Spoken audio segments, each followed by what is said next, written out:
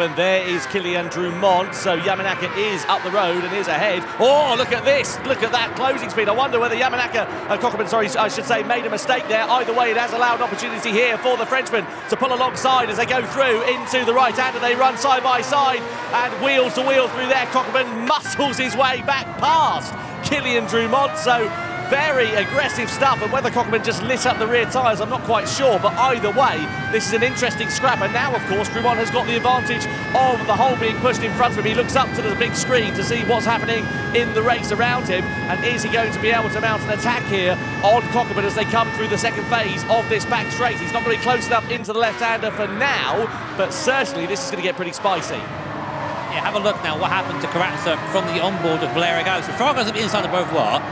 Oh, there's contact, I think, between him and Karatsa, and then, oh, he just gets onto the grass and the slippery stuff and spins around.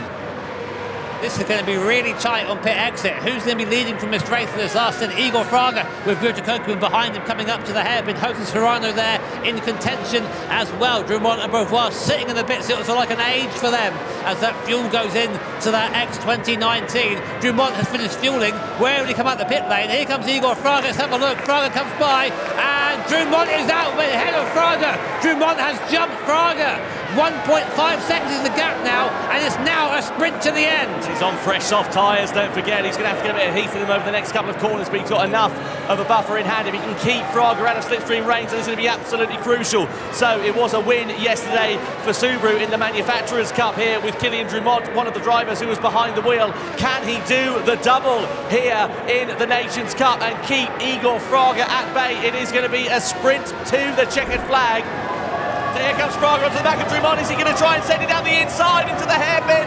No, he can't find his way through there. He's going to be patient here as Igor Fraga. He's going to try and set it up for a good exit onto the back straight. So Drumont then on the defensive. You know he's going to have to try, but will it be in vain with Igor Fraga bearing down on him? It's not going to be quite close enough into this left-hander, but as they come onto the back straight, he's in that slipstream range, but Drumont has just been able to extend that advantage to 0.9 of a second. Is he going to have a go on Igor Fraga? Fraga parks that car perfectly on the apex. It's going to come down to the final chicane here. He has a slide coming out and Fraga has to defend, but coming through into the final series of corners and across the line, Kylian Drumont does the double in the Nations Cup. It's his first ever win on the international stage in the Nations Cup, and it is an amazing performance from the Frenchman. Into the first corner he goes. There's a bit of contact there with Cockburn as well to boot, but Gallo getting really aggressive and Kylian Drumont ready to try and join in the action as well as they come over the crest into those S-bends now. It's very much one at a time through here. You can try and go 2x2, but it's a one-way ticket into the barrier. So I wonder what the strategy is going to be here for Kylian Drumont, because I think he's going to start getting a little bit impatient. And the thing is, all the while they're starting squabbling, look at Jose Serrano. He's just building up that gap. It's only a couple of tenths of a second bigger than it was last time around, but a couple of tenths of a second is a couple of tenths of a second. And here comes Kylian Drumont now on Cockburn. You could see that happening there, couldn't you, with Cockburn just a bit too much spin to the corner. Drumont's trying to go around the outside through the S-bends and does go through. So Cockburn, from challenging for the race lead, now relegated down into fourth, possibly coming under threat from Kanata Kawakami here too as they come through into the tunnel section.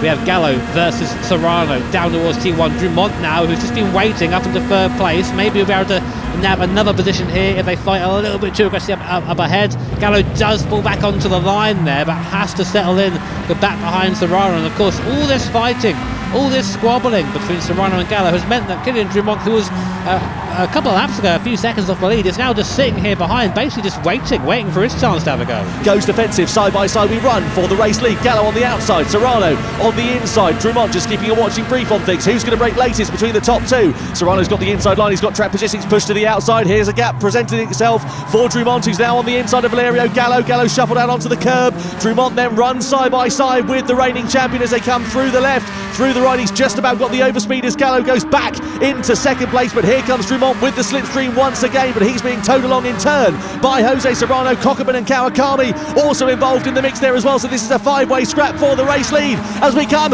down towards the first corner. Here comes Jose Serrano on the inside of Gallo. Drumont through on the inside as well. Gallo's going to get shuffled out wide here. Is they going to allow an opportunity for Drumont to elevate himself up into second? No, not quite. Somehow they all managed to emerge from that corner in the same order they went in. It's anybody's guess as to how this is going to work out in towards the first corner. Drumont pulls out of the slipstream, Kokeman's on his inside, Gallo's now on his inside as Drumont tries to go in late around the brakes, tries to go around the outside of Serrano there for good measure as well. He holds the move around the outside there, does Drumont, but he's going to have to surely get out on the throttle here, or is he? Because he's going to have the inside line for the next corner, still side by side. Gallo could possibly lose out here as well, as Kokeman gets ready to join the party too, and somehow Drumont does get himself up into second. And we have this absolutely amazing train of cars, and now weaving from side to side, trying to break the toe. Drumont's going to try going outside again. Gallo is going to go through the centre of both of them, or attempt to anyway. He's squeezed in the middle. Drumont gets biffed there from Gallo, goes wide, just about keeps it on the track. And the only position change there was between Gallo and Drumont. These guys there is no loss between any of them, any part of the circuit, any gap. They're going for it. In fifth, it's Gallo versus Serrano for the race lead as we come down in towards the braking zone. Innestrosa's going to try and get involved in the action as well. Serrano jigs to the inside, goes for that defensive line. Here's Drumont on the inside as he tries to go back into fourth place with Kokeman there as they run down to the line. I think Serrano might just have this one sewn up unless Gallo can get involved in the slipstream, but Innestrosa's right on his rear spoiler, and it is going to be a win for Jose Serrano in the Nations Cup for round 3. But who's going to get second? Gallo takes it on the line ahead of Innestrosa. Drumont in fourth, Kokeman in fifth, and Kawakami comes home P6. What a round 3!